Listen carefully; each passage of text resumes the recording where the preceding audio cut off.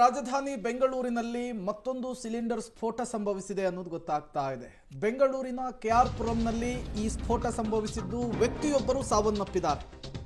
Cylinder ಸ್ಫೋಟಗೊಂಡು ವ್ಯಕ್ತಿ ಸಾವನ್ನಪ್ಪಿದಂತಹ ಘಟನೆ ಬೆಂಗಳೂರಿನ ಕೆಆರ್ ಪುರಂನ ತ್ರಿವೇಣಿ ನಗರದಲ್ಲಿ ನಡೆದಿದೆ. ಸಿಲಿಂಡರ್ ಸ್ಫೋಟಕ್ಕೆ ಮನೆ ಸಂಪೂರ್ಣವಾಗಿ ನೆಲಸಮವಾಗಿದೆ ಅನ್ನೋದು ಗೊತ್ತಾಗ್ತಾ ಇದೆ. ಒಬ್ಬ ವ್ಯಕ್ತಿ ಸಾವನ್ನಪ್ಪಿದ್ದಾರೆ, ಮೂವರಿಗೆ ತುಂಬಾ ಗಂಭೀರವಾಗಿ ಗಾಯವಾಗಿದೆ ಅನ್ನೋದು ಗೊತ್ತಾಗ್ತಾ ಇದೆ. ಸ್ಥಳಕ್ಕೆ ಪೊಲೀಸರು ಭೇಟಿ ಕೊಟ್ಟು ಪರಿಶೀಲನೆಯನ್ನು ಕೂಡ ನಡೆಸಿದ್ದಾರೆ. ಘಟನಾ ಸ್ಥಳಕ್ಕೆ ವೈಟ್ಫೀಲ್ಡ್ನ ಡಿಸಿಪಿ ಭೇಟಿ ಕೊಟ್ಟಿದ್ದಾರೆ, ಮಾಹಿತಿಯನ್ನು ಕೂಡ ಪಡೆದುಕೊಂಡಿದ್ದಾರೆ.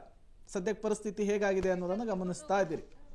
ಈ ಯುದ್ಧ ವಿಮಾನಗಳು ಬಂದು ಬಿದ್ದಾಗ ಯಾವ ರೀತಿಯ ಪರಿಸ್ಥಿತಿ ನಿರ್ಮಾಣವಾಗಿರುತ್ತೋ ಅದೇ ರೀತಿಯ ಪರಿಸ್ಥಿತಿ ಈಗ ಅಲ್ಲಿ ನಿರ್ಮಾಣವಾಗಿರುವಂಥದ್ದು. ಕಟ್ಟಡವೊಂದು ಸಂಪೂರ್ಣವಾಗಿ ನಾಮಾವಶೇಷವಾಗಿ ಹೋಗಿದೆ. ಅದರ ಅಡಿಯಲ್ಲಿ ಸಿಲುಕಿದಂತಹ ಒಳಗಿದ್ದವರನ್ನ ರಕ್ಷಿಸುವಂತಹ ನಿಟ್ಟಿನಲ್ಲಿ ಈಗ ಕಾರ್ಯಾಚರಣೆ ಭರದಿಂದ ಸಾಗಿರುವಂಥದ್ದು. ಇಲ್ಲಿಯವರೆಗೂ ಸಿಕ್ಕಿರುವ ಮಾಹಿತಿಯ ಪ್ರಕಾರ ವ್ಯಕ್ತಿಯೊಬ್ಬರು ಸಾವನ್ನಪ್ಪಿದ್ದಾರೆ ಅನ್ನೋದು ಗೊತ್ತಾಗ್ತಾ ಇದೆ. ಮೂವರ ಸ್ಥಿತಿ ತುಂಬಾ ಕ್ರಿಟಿಕಲ್ ಅನ್ನೋದು ಗೊತ್ತಾಗ್ತಾ ಇದೆ. ಮೂವರನ್ನು ಕೂಡ ಅವಶೇಷಗಳ ಅಡಿಯಲ್ಲಿ ಸಿಲುಕಿಕೊಂಡವರನ್ನ ಹೊರತೆಗೆದು ಮೂವರನ್ನ ಆಸ್ಪತ್ರೆಗೆ ರವಾನಿಸುವಂತಹ ಕೆಲಸ ಆಗಿರುವಂಥದ್ದು. ಈ ಘಟನೆ ಸಹಜವಾಗಿಯೇ ಸ್ಥಳೀಯರಲ್ಲೂ ಕೂಡ ಆತಂಕಕ್ಕೆ ಕಾರಣವಾಗಿತ್ತು. ಒಂದು ಕಡೆ ಕಾರ್ಯಾಚರಣೆ ಹೇಗೆ ಸಾಗ್ತಾ ಇದೆ ಅನ್ನೋದನ್ನು ಗಮನಿಸ್ತಾ ಇದ್ದೀರಿ, ಮತ್ತೊಂದು ಕಡೆ ಸ್ಥಳಕ್ಕೆ ಪೊಲೀಸರು ಕೂಡ ಭೇಟಿ ಕೊಟ್ಟು ಮಾಹಿತಿಯನ್ನು ಪಡೆದುಕೊಳ್ಳುವಂತಹ ಕೆಲಸವನ್ನು ಮಾಡಿದ್ದಾರೆ. ಮತ್ತಷ್ಟು ಡೀಟೇಲ್ಸ್ ಅನ್ನು ಕೊಡೋದಕ್ಕೆ ಘಟನಾ ಸ್ಥಳದಿಂದ ನಮ್ಮ ಪ್ರತಿನಿಧಿ ನಾಗೇಶ್ ನೇರ ಸಂಪರ್ಕದಲ್ಲಿ ಜಾಯಿನ್ ಆಗಿದ್ದಾರೆ. ನಾಗೇಶ, ಹೇಗಾಯ್ತು ಘಟನೆ? ಎಷ್ಟೊತ್ತಿಗಾಗಿದ್ದು? ಒಬ್ಬ ವ್ಯಕ್ತಿ ಸಾವನ್ನಪ್ಪಿದ್ದಾನೆ ಅನ್ನುವಂತಹ ಮಾಹಿತಿ ಸಿಗ್ತಾ ಇದೆ. ಉಳಿದವರ ಪರಿಸ್ಥಿತಿ ಹೇಗಿದೆ? ಡೀಟೇಲ್ಸ್ ಕೊಡಬಹುದಾ ಅಂತ ಹೇಳಿ.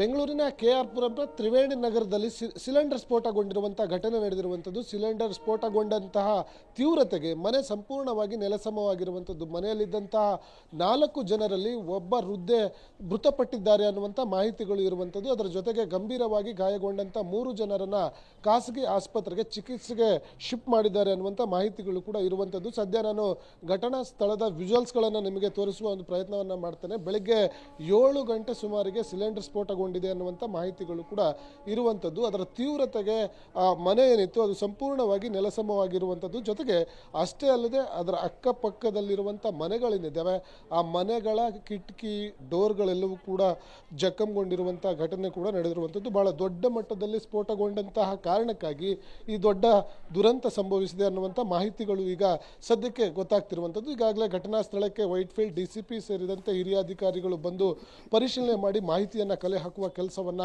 ಮಾಡ್ತಿರುವಂಥದ್ದು. ನನ್ನ ಜೊತೆ ವೈಟ್ಫೀಲ್ಡ್ ಡಿಸಿಪಿ ಸೇರಿದಂತೆ ಎಲ್ಲ ಅಧಿಕಾರಿಗಳು ಕೂಡ ಬಂದು ಬಾಂಬ್ ಸ್ಕ್ವಾಡ್ ಇಂದ ಪರಿಶೀಲನೆ ಮಾಡುವಂಥ ಕೆಲಸವೂ ಕೂಡ ಆಗ್ತಿರುವಂಥದ್ದು. ನಾನು ವಿಜುವಲ್ಸ್ಗಳಲ್ಲಿ ಆ ಮನೆ ನೆಲಸಮವಾಗಿದ್ದಲ್ಲದೆ ಹಿಂದೆ ಇದ್ದಂತಹ ಮನೆಗಳೆಲ್ಲವೂ ಕೂಡ ಜಖಂಗೊಂಡಿರುವಂಥದ್ದು ಕೂಡ ನಿಮಗೆ ತೋರಿಸ್ತೀನಿ.